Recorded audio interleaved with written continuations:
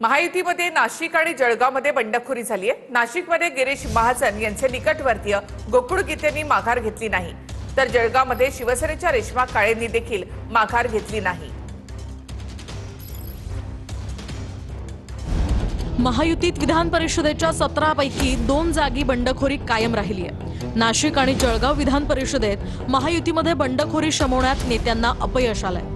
महायुतीमध्ये नाशिकची जागा शिंदेंच्या शिवसेनेच्या वाटेला गेली आहे, तर शिंदेंच्या शिवसेनेकडून नरेंद्र दराडे तिथले उमेदवार आहेत, तर गिरीश महाजनांचे निकटवर्तीय मानल्या जाणाऱ्या गोकुळ गीतेंनी इथे बंडखोरी केली आहे। नाशिकच्या जागेसाठी गोकुळ गीतेंचे बंधू गणेश गीते यांनीही उमेदवारी अर्ज भरला होता, पण महायुतीच्या नेत्यांनी समजूत काढल्यानंतर गणेश गीतेंनी अर्ज मागे घेतला। महायुतीच्या नेत्यांनी गोकुळ गीते यांचीही समजूत काढण्याचा प्रयत्न केला। स्वतः गणेश गीतेंनी सुद्धा शेवटच्या क्षणापर्यंत गोकुळ गीतेंसोबत फोनवरून संवाद साधत अर्ज मागे घेण्याची विनंती केली, पण गोकुळ गीतेंनी अर्ज मागे घेण्यास नकार दिला। मी माझी विड्रॉल घेतोय, गोकुळ भाऊंशी गिरीश भाऊ बोलताय आणि त्यांचं बोलणं झालं का ते जेवढं बाप काढण्यापेक्षा त्यांनी जर दरारे परिवारातील कोणी पण या ठिकाणी माझ्या घरापर्यंत आले असते, एक नम्र विनंती त्या ठिकाणी केली असती, तरी आमची माघार आणि आमचा पाठिंबा त्यांना नक्कीच भेटला असता। पण या ठिकाणी माझा किंवा कोणाचाही बाप असतो, तो बाप असतो आणि कोणाचाही बाप काढला किंवा माझा काढला तर मी ती माघार द्यायची कशी, हा मोठा प्रश्न आज या ठिकाणी मी त्या विवंचनेत होतो आणि त्या विवंचनेतून या ठिकाणी माझा नंतर दुपारनंतर निर्णय पक्का झाला की निवडणूक मी कंटेन करणार, लढवणार। मी गोकुळ भाऊ आणि गणेश भाऊंना दोघांना सांगतो की ती जर खरंच ऑडिओ क्लिप जर माझी असेल आणि तुम्ही ती फॉरेन्सिकला पाठवा किंवा अजून कुठलं एखादं ऑर्गनायझेशन असेल तिकडे पाठवा आणि ती जर ऑडिओ क्लिप तो व्हॉइस जर माझा असला तर तुम्ही सांगाल ती शिक्षा मी या ठिकाणी भोगायला तयार आहे। शिवसेना उमेदवार नरेंद्र दराडे यांनी सुद्धा स्वतः गोकुळ गीतेंना व्हिडिओ कॉल करत उमेदवारी अर्ज मागे घेण्याची विनंती केली, पण गोकुळ गीतेंनी दराडेंनाच आता मला संधी द्या असं सुनावलं। आपण काय लांबचे नाही, एकमेकांचे नातेवाईक आहे, पण तुमच्या घरात एक आमदारकी आहे। आता एक आमदारकी आम्हाला त्या ठिकाणी वाटतंय आम्हाला गोल्डन चान्स आहे, मिळेल आम्हाला असं वाटतंय। मी म्हातारा नाही झालो, पण ही निवडणूक 6 वर्षांनी येते। ऑलरेडी मागच्या 1.5 वर्षापूर्वीच आमची एक संधी गेली आहे आणि ही संधी परत येणार नाही। अहो तुमच्याकडे आहे, आम्हाला भेटणार आहे तर आता देऊन टाका। तिकडे जळगावच्या जागेवर शिंदेंच्या शिवसेनेच्या बंडखोर उमेदवार रेश्मा काळे यांनी उमेदवारी कायम ठेवली आहे। महायुतीमध्ये जळगावची जागा भाजपच्या वाट्याला गेली आहे। महायुतीचे उमेदवार म्हणून जळगावमध्ये भाजपनं नंदकुमार महाजन यांना उमेदवारी दिली आहे। त्यांच्या विरोधात शिंदेंच्या शिवसेनेच्या रेश्मा काळे यांनी बंडखोरी केली आहे। नाशिकमध्ये गीते बंधूंनी माघार घेतली तरच आपण जळगावमधून माघार घेऊ असं रेश्मा काळे म्हणाल्या होत्या, पण नाशिकमध्ये गोकुळ गीतेंची उमेदवारी कायम राहिल्यानं रेश्मा काळेंनी सुद्धा आपला उमेदवारी अर्ज कायम ठेवला। ज्येष्ठ नेत्यांचे खूप फोन आले, त्यांचं म्हणजे खूप रागवण्यात आले आणि त्यांना माघारीसाठी पण खूप आम्हाला बोलले, पण मी त्यांचं ऐकलं नाही। मला हे फॉर्म कायम ठेवायचं होतं आणि माघार घ्यायची नाही होती। नेते म्हणतात की बंडखोरी ज्यांनी केली त्यांच्यावर कारवाई केली जाईल, सामोरे जाऊ। बंडखोरी झालेल्या 12 पैकी 10 जागांवर बंडखोरी शमवण्यात महायुतीच्या नेत्यांना यश आलंय, मात्र नाशिक आणि जळगाव या 2 जागी बंडखोरी कायम राहिल्यानं महायुतीतच लढत होणार आहे। तर पुणे विधान परिषदेची निवडणूक बिनविरोध झालेली आहे। शरद पवारांच्या सूचनेनंतर श्रीकांत पाटलांनी इथून माघार घेतली। श्रीकांत पाटील यांनी माघार घेतल्यानंतर राष्ट्रवादीचे उमेदवार विक्रम काकडेंनी जल्लोष केलाय। पुणे विधान परिषद निवडणुकीत महायुतीचे राष्ट्रवादीचे विक्रम काकडे यांची बिनविरोध निवड झाली। राष्ट्रवादीच्या सुनील टिंगरे यांनी दाखल केलेला डमी अर्ज मागे घेतलाय। त्यानंतर प्रदीप कंद आणि शरद पवारांच्या राष्ट्रवादीचे उमेदवार श्रीकांत पाटील यांनी ही उमेदवारी अर्ज मागे घेतला। श्रीकांत पाटील यांनी माघार घ्यावी यासाठी संजय काकडे यांनी शरद पवारांना फोन केला। मुलाच्या बिनविरोध निवडीसाठी संजय काकडे यांनी शरद पवारांना फोन केला। शरद पवार यांच्या सूचनेनंतर श्रीकांत पाटील यांनी माघार घेतली। 2012 मध्ये शरद पवारांच्या आदेशानंतर संजय काकडे यांनी राज्यसभेसाठी माघार घेतली होती। उपमुख्यमंत्री सुनेत्रा पवार यांनी देखील शरद पवार यांना श्रीकांत पाटील यांच्या अर्ज माघारीसाठी फोन केला होता आणि पवार साहेबांनी मला ती सांगितली आणि पवार साहेब म्हणाले तू जो निर्णय घेशील तो आम्हाला मान्य राहील, तुला लढवायची तू लढव नसेल। आणि मी या सगळ्या गोष्टीचा विचार केला की हा गुढेबाजार होऊ नये, काही होऊ नये, आणि म्हणून मी स्वतः माघार घेतली। मी तसं पवार साहेबांना कळवलं, सुप्रियाताईंना कळवलं। बिनविरोध निवडीनंतर विक्रम काकडे यांच्या घरी जल्लोष करण्यात आला. विक्रम काकडे यांचं त्यांच्या आईनं औक्षण केलं. यावेळी एकमेकांना पेढेही भरवण्यात आले. शरद पवार पक्षाचे जे उमेदवार होते, विरोधी पक्षाचे श्रीकांत पाटील यांची उमेदवारी मागे घेतली गेली. संजय काकडेंनी शरद पवारांना फोन केल्याचं कळतंय. मला ते आश्चर्य वाटतंय. ती माघार आश्चर्यकारक आहे की काकड्यांसाठी पवारांनी माघार घ्यावी. महाविकास आघाडीच्या उमेदवारांच्या माघारीसाठी दिवसभरामध्ये 150 कोटी खर्च केले गेले असा गंभीर आरोप संजय राऊतांनी सत्ताधाऱ्यांवर केला. प्रमुख उमेदवारांना किमान 25 कोटी दिले गेले असा आरोपही संजय राऊतांचा आहे. कोकण छत्रपती संभाजीनगरच्या जागेसाठी व्यवहार झाला.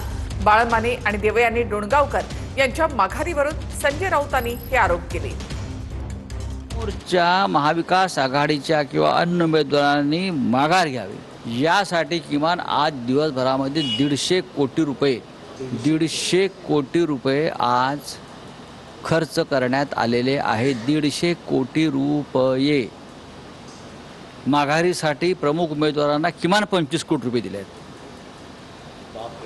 किमान 25.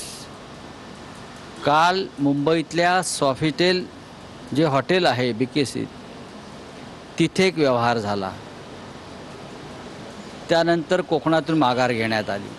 संभाजीनगरमध्ये आमच्या उमेदवाराने का माघार घेतली, तिथेही साधारण त्याच पद्धतीनं व्यवहार झाले. छत्रपती संभाजीनगरमधून ठाकरे सेनेच्या उमेदवार देवयानी डोणगावकर यांनी माघार घेतलेली आहे. संभाजीनगरच्या जागेवर भाजपचे सुहास शिरसाट आणि ठाकरे सेनेच्या गणेश लोखंडे यांच्यामध्ये आता लढत होईल. ठाकरेंच्या सेनेकडून देवयानी डोणगावकर यांची पक्षातनं हकालपट्टी करण्यात आली आहे. छत्रपती संभाजीनगर जालना परिषद निवडणुकीत महायुतीत भाजपचे सुहास शिरसाट आणि मवियामध्ये ठाकरेंचे शिवसेनेचे गणेश लोखंडे यांच्यात लढत होणार आहे. तर या जागेसाठी शिवसेनेच्या अब्दुल सत्तारांचे पुत्र समीर सत्तार यांनी देखील अर्ज भरत बंडखोरी केली होती. दरम्यान मुख्यमंत्री आणि उपमुख्यमंत्र्यांची भेट घेतल्यानंतर अब्दुल सत्तार यांची नाराजी दूर झाली. त्यानंतर त्यांनी समीर सत्तार यांचा अर्ज मागे घेतला. दुसरीकडे मवियातून देवयानी पाटील डोणगावकर यांनीही भरलेला उमेदवारी अर्ज मागे घेतलाय. जो पावर में लोग हैं भारतीय जनता पार्टी सिंधे, जिस प्रकार पावर का मिसयूज हो रहा है, सत्ता का, संपत्ति का मिसयूज हो रहा है, उसके माध्यम से अपोजिशन के कार्यकर्ता उनको तोड़ने का, फोड़ने का, मेंटली हरासमेंट करने का काम कर रहे हैं. ठाकरेंचे आमदार अंबादास दानवे यांनी देवयानी डोणगावकर यांच्या नावाची घोषणा केली होती. देवयानी डोणगावकर अर्ज मागे घेणार याची कुणकुण आधीच ठाकरे गटाला लागली होती. त्यामुळे ठाकरे गटाकडून गणेश लोखंडे यांचाही अपक्ष अर्ज दाखल करण्यात आला होता. आता देवयानी डोणगावकर यांनीच अर्ज माघारी घेतल्यानंतर मवियानं गणेश लोखंडे यांना त्यांचा अधिकृत उमेदवार म्हणून घोषित केलंय. देवयानी पाटील यांचे पती कृष्णा पाटील डोणगावकर अध्यक्ष असलेल्या कारखान्याला नोटीस पाठवण्यात आली. गंगापूर सहकारी साखर कारखान्याचे अध्यक्ष कृष्णा पाटील डोणगावकर आणि संचालक मंडळाविरोधात गंभीर आर्थिक आणि प्रशासकीय अनियमिततेबाबत कारणे दाखवा नोटीस काढण्यात आली आहे.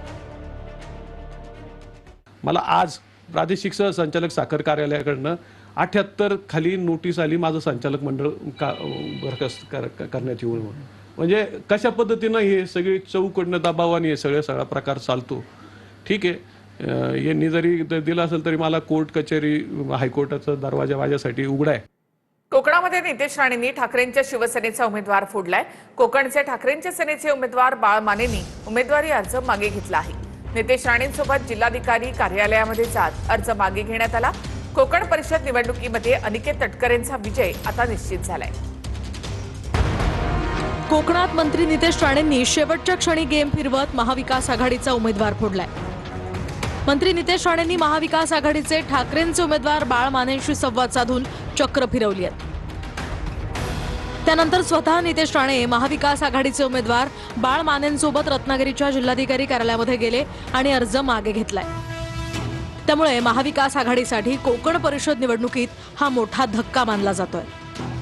महाविकास आघाडीचे उमेदवार म्हणून उद्धव ठाकरे गटाचे सुरेंद्र उर्फ बाळमानेंनी अर्ज भरला होता. मात्र बाळमानेंनी अर्ज मागे घेतल्यानं आता कोकणमधील विधान परिषदेची निवडणूक बिनविरोध होणार आहे. महायुतीकडून राष्ट्रवादीचे उमेदवार अनिकेत तटकरेंचा विजय निश्चित झालाय. महाविकास आघाडीमधील घटक पक्षांच्या सूचकांच्या सह्याच नसल्याचंही बाळमाने म्हणाले. महायुतीचा प्रतिनिधी म्हणून आज मी बाळमाने साहेबांबरोबर इथे आलेलो आहे आणि आज त्यांनी आमच्या वरिष्ठ पातळीवर त्या सगळ्या नेत्यांच्या शब्दाचा मान ठेवून आणि एकंदरीत ती काय राजकीय परिस्थिती त्यांना त्यांच्या अनुभवापोटी जी दिसली त्याप्रमाणे त्यांनी तो निर्णय घेतलेला आहे. मीच असा विचार केला, माझ्या वरिष्ठांशी मी बोललो की असा पक्षाचा घोडेबाजार करून ह्या निवडणुका लढवणं हे काही कोकणाच्या संस्कृतीला हिताचं नाही आहे आणि म्हणून मी विचार केला आणि या ठिकाणी मी माझा उमेदवारी अर्ज आज मागे घेतलेला आहे. दरम्यान बाळमानेंची ठाकरेंच्या शिवसेनेतून हकालपट्टी करण्यात आली आहे. पक्षविरोधी कारवायांमध्ये सहभागी झाल्यानं उद्धव ठाकरेंनी ही कारवाई केली आहे. महायुतीच्या सर्वच खासदार साहेब असतील, आमदार साहेब असतील आणि नेते मंडळांचे असतील, मी विशेष आभार मानतो की त्यांच्यामुळे आज मला पुनश्च कोकणाची या ठिकाणी सेवा करण्याची संधी मिळते. मी हा विजय माझे नेते दिवंगत अजितदादा पवार यांना समर्पित करतो. दादा असते तर त्यांना कमालीचा विलक्षण आनंद झालाच असता, पण आज आम्ही जे काही यश मिळवू शकलो आहोत दादांची पुण्याई आहे. राज्यभरातल्या अनेक ठिकाणी महायुतीचे उमेदवार बिनविरोध निवडून आल्याचं आपल्याला त्या ठिकाणी पाहायला मिळेल. ठाण्यामधील विधान परिषद निवडणूक सुद्धा बिनविरोध होणार आहे. एकमेव विरोधातील उमेदवार असलेल्या राष्ट्रवादी शरद पवार गटाचे अभिजित पवार यांनीही अर्ज मागे घेतला. ठाण्यामधील महायुतीचे उमेदवार रवींद्र फाटक यांचा विजय त्यामुळे निश्चित आहे. विधान परिषद निवडणुकीत बंडखोरांना शमवण्याची चर्चा सुरू असताना तिकडे ठाण्यामध्ये मतदानाआधीच महायुतीच्या उमेदवाराचा विजय निश्चित झालाय. मवियाचे शरद पवारांच्या राष्ट्रवादीचे उमेदवार अभिजित पवार यांनी वैयक्तिक कारणाचा अर्ज मागे घेतलाय. त्यामुळे शिंदेच्या शिवसेनेचे उमेदवार रवींद्र फाटक यांचा बिनविरोध निवडून येण्याचा मार्ग मोकळा झालाय. महायुतीमध्ये भाजप आणि शिंदेच्या शिवसेनेत जागेवरून रस्सीखेच पाहायला मिळाली होती. मात्र वरिष्ठ पातळीवरती चर्चा झाल्यानंतर ही जागा शिंदेच्या शिवसेनेला सोडण्यात आली. विशेष म्हणजे महायुती किंवा महाविकास आघाडीमध्ये या जागेसाठी कोणतीही अंतर्गत बंडखोरी झाली नव्हती.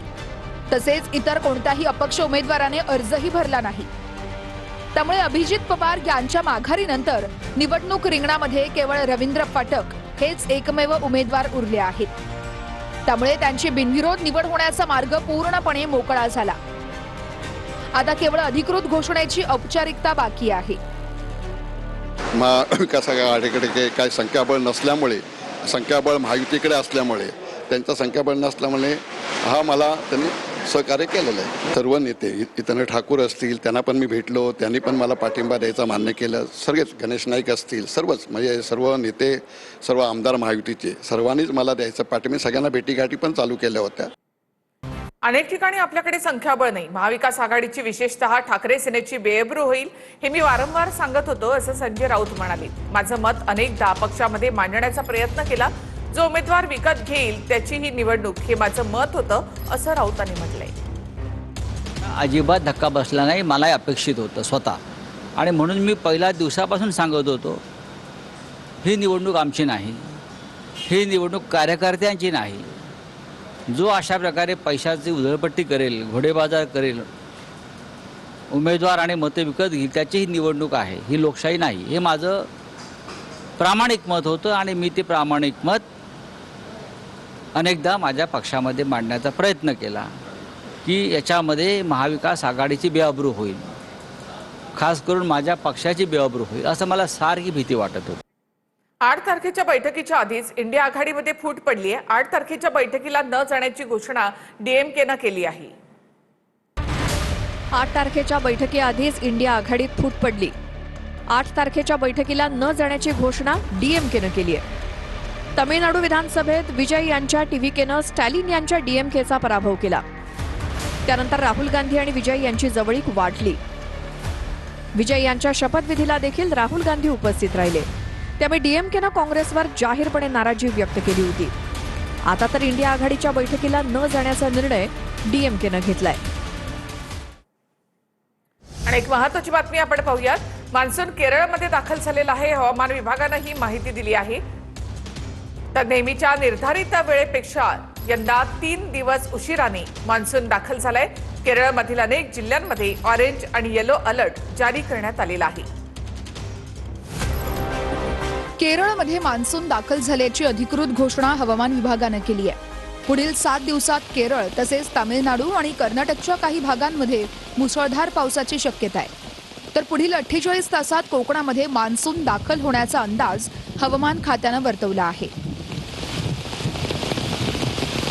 6 ते 7 तारखेला मान्सून तळकोकणात दाखल होईल. यानंतर मुंबई, कोकण, पश्चिम महाराष्ट्रासह इतर भागात पावसाला सुरुवात होईल. तसेच राज्यातील काही भागामध्ये विजांच्या कडकडाटासह पाऊस आणि वेगवान वारे वाहण्याचा अंदाज वर्तवण्यात आलाय. साधारणपणे मान्सून 1.5 महिन्यात संपूर्ण देश व्यापून 1 जूनला केरळमध्ये पोहोचतो. मात्र यंदा मान्सून 4 दिवस उशिरानं दाखल झालाय. तर विदर्भातील मान्सूनसाठी 15 जूनची प्रतीक्षा करावी लागण्याचा अंदाज आहे. 2 ते 3 दिवसात मोसमी वारे महाराष्ट्रातील काही भाग व्यापू शकतात, अशी माहिती हवामान विभागाची आहे.